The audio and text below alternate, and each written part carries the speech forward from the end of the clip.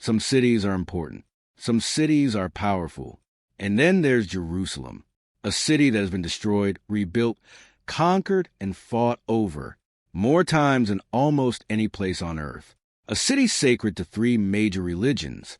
A city that has witnessed thousands of years of war, faith, and survival. So the question is, why has Jerusalem always been at the center of history? Subscribe, because this story only gets more intense. Long before empires, before kings, before even written history, Jerusalem was just a small settlement, perched on hills, surrounded by valleys, not rich, not powerful, but perfectly positioned, because this land sat at the crossroads of civilizations. Between Africa, Asia, and Europe, whoever controlled it controlled movement, trade, and influence. Around 1000 BC, everything changed. A king named David captured the city. He made it his capital. And just like that, Jerusalem became more than a city. It became a symbol. His son Solomon took it even further. He built the first temple, a place of worship, a center of identity. From that moment on, Jerusalem was no longer just political. It was spiritual. But power attracts enemies. And Jerusalem would learn that lesson again and again. In 586 BC, the Babylonian Empire invaded. They destroyed the city, burned the temple, and exiled its people. It was devastating, but it was not the end.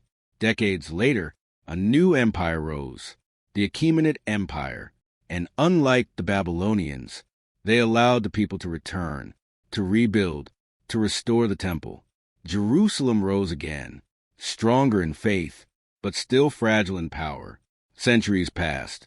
Empires rose with confidence and fell into memory. Jerusalem endured it all, standing at the edge of power, never fully in control of its own fate. Then, one of the greatest empires the world had ever seen arrived, the Roman Empire. At first, their presence was subtle. They did not immediately destroy or reshape the city. Instead, they ruled through local leaders, maintaining order while extending their influence from a distance. To Rome, Jerusalem was just another province, difficult, restless, but manageable. But beneath the surface, tension was growing, religious differences, political control, heavy taxation, and the constant reminder that this holy city was no longer truly independent. For many in Jerusalem, Roman rule was not just foreign, it was unacceptable. Small acts of resistance began to appear. Whispers turned into protests. Protests turned into violence. And eventually, violence turned into open rebellion. In 66 AD, the situation exploded. The people of Judea rose against Rome. For a moment, it looked like they might succeed. But Rome did not lose control easily. They responded the way they always did, with overwhelming force. Legions marched toward Jerusalem, disciplined, relentless, unstoppable. What followed was not just a battle. It was a siege. The city was surrounded, cut off, starved. Inside the walls, desperation grew. Food ran out. Supplies vanished. Hope faded. And outside, Rome waited. When the walls finally fell in 70 AD, the outcome was inevitable. The city was overrun. Fighting filled the streets. And at the center of it all stood the Second Temple, the heart of Jewish life, a place not just of worship, but of identity. Rome destroyed it. Flames consumed the structure. Stone collapsed. Everything that had stood for generations was gone. Once again, Jerusalem was reduced to ruins. But this time, the consequences went far beyond the city itself, because after the destruction came something even more lasting. The people were scattered. Survivors were killed, enslaved, or forced to flee. Communities that had lived together for centuries were broken apart. Families separated. Lives erased. And those who escaped spread across the vast Roman world. From the Middle East to North Africa to Europe, this was not just exile. It was the beginning of something that would shape history for thousands of years. The Jewish diaspora, a people without a homeland, a faith forced to survive without its center, a culture that would adapt, endure, and remember, because even though Jerusalem had fallen again, it was never forgotten. But even as Jerusalem fell, Even as its walls were broken, its temple destroyed, and its people scattered, the city did not fade into irrelevance. In a strange twist of history, its importance began to grow, because beyond the ruins, beyond the smoke and silence left by Rome, a new belief was spreading, not through armies, not through conquest, but through stories, through teachings, through memory. It was called Christianity. At its center was the life of Jesus Christ, a figure who had lived in this very land, walked its streets, spoken to its people, and, according to belief, had been crucified just outside its walls. For early Christians, Jerusalem was not just another city on a map. It was a place where everything had happened: the final days, the suffering, the crucifixion, and the belief in resurrection. Even after the destruction of the city in 70 A.D., these memories did not disappear. They spread, carried by followers across the Roman world, from small gatherings to growing communities, from whispered teachings to organized belief. And as Christianity expanded, Jerusalem remained at the center of its story. At first, the Roman Empire saw this new religion as a threat. Christians were persecuted, arrested, killed, but over time, something remarkable happened. The same empire that had once destroyed Jerusalem began to change. In the 4th century, under Emperor Constantine, Christianity was no longer outlawed. It was accepted, then supported, and eventually it became the dominant religion of the Roman world. And with that shift, Jerusalem changed again. The city that had been left in ruins was no longer just a conquered territory. It became a destination. Churches began to rise where destruction once stood. Among them, the most significant, the Church of the Holy Sepulchre, built on what was believed to be the site of Jesus' crucifixion and burial. Pilgrims began to arrive, not as soldiers, not as conquerors, but as believers. They traveled long distances, across dangerous lands, through uncertain conditions, all to stand in the place where their faith had begun. The streets filled again, not with armies, but with footsteps of devotion. Jerusalem was no longer just a city of political importance. It had become something else entirely: a spiritual center, a place of memory, a destination for faith. And once again, the city transformed, not through power, but through belief. By the 7th century, Jerusalem had already lived many lives. It had been a Jewish capital, a Roman city, a Christian holy center. Empires had taken it, reshaped it, and left their mark on its stones.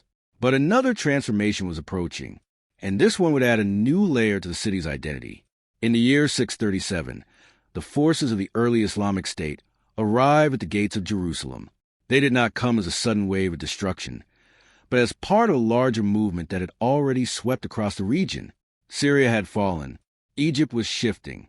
The balance of power in the Near East was changing rapidly. Inside Jerusalem, the Byzantine authorities understood what was coming. They had seen it happen to other cities. Resistance would only delay the inevitable. So instead of a prolonged siege, negotiations began. And in a rare moment for a city so often taken by force, Jerusalem was surrendered. The city passed into Muslim control, not through total destruction, but through transition. For the new rulers, Jerusalem was not just another strategic location. It already held meaning, deep meaning. In Islamic tradition, the city was connected to one of the most profound moments in the life of the Prophet Muhammad, the night journey. A journey said to have taken him from Mecca to the farthest mosque, and from there, ascending to the heavens. That connection gave Jerusalem a place not just in geography, but in belief. And now, for the first time in its history, the city stood at the center of 3 major religious traditions. But belief alone does not shape a city. Power does, and architecture, and presence. Soon after taking control, the new Muslim leadership began to leave its mark, not by erasing everything that came before, but by adding something new. On the Temple Mount, a place already sacred for centuries, construction began. The result was unlike anything the city had seen before. The Dome of the Rock. Its golden dome rose above the skyline, visible from across the city, a structure built not as a mosque in the traditional sense, but as a statement of faith, of presence, of permanence.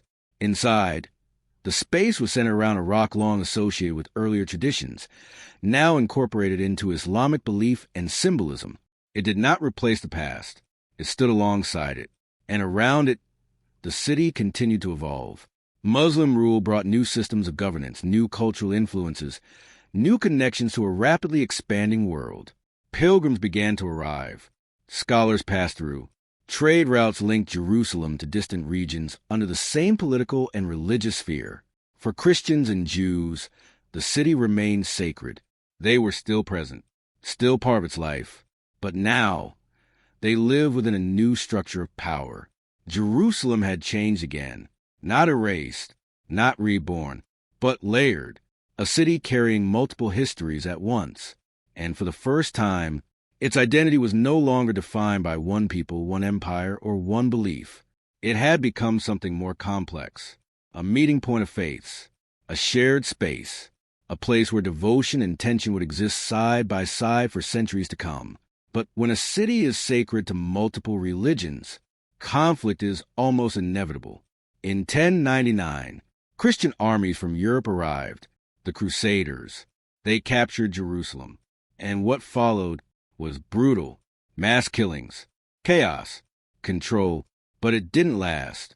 In 1187, a leader named Saladin took it back, and once again, Jerusalem changed hands. For centuries after the chaos of earlier conquests, Jerusalem did not belong to one identity for long. It shifted, slowly, sometimes through war, sometimes through negotiation, sometimes simply because one empire weakened and another stepped in to take its place. Crusaders came and went. Muslim dynasties rose and fell. Each left something behind, a wall, a shrine, a memory, but none held the city permanently. Jerusalem became something rare, not just a prize, but a city constantly inherited. Then, in the early 16th century, a new power arrived, the Ottoman Empire. This time, the change did not feel sudden or violent in the way it had before. The Ottomans absorbed the city into something much larger, a vast empire stretching across continents. And for the first time in centuries, Jerusalem was no longer on the front line of constant war. Under Ottoman rule, the city settled into a different rhythm, not one of expansion or destruction, but of endurance. The walls that still define Jerusalem today were rebuilt during this period. Markets developed. Communities lived side by side, Muslim, Christian, and Jewish, each tied to the city in their own way. It was not perfect peace. There were tensions, restrictions, moments of hardship, but compared to the centuries before, it was stable. Jerusalem was no longer being fought over every generation. It was being lived in, maintained, preserved. Pilgrims continued to arrive. Religious life continued. The city remained sacred, but quieter. And for hundreds of years, that stability held. But stability is never permanent. As time passed, the Ottoman Empire itself began to weaken. Its power stretched too far. Its control began to loosen. And once again, larger forces started to look toward Jerusalem, because history had not forgotten this city. And soon, the world would return to it. In the 20th century, everything changed again. Empires collapsed. Borders were redrawn. After World War I, Jerusalem came under British control. Then in 1948, a new state was created, Israel, and Jerusalem once again became the center of conflict, claims, counterclaims, wars, tensions that continue to this day. So why Jerusalem? Why the city? Because it is not just land. It is belief, identity, history, a place where religion, politics, and culture collide, a city where every stone has a story, and where the past is never really gone. And the story of Jerusalem, it's still being written. So if you want to understand the history shaping our world today, subscribe, because the next story is even bigger.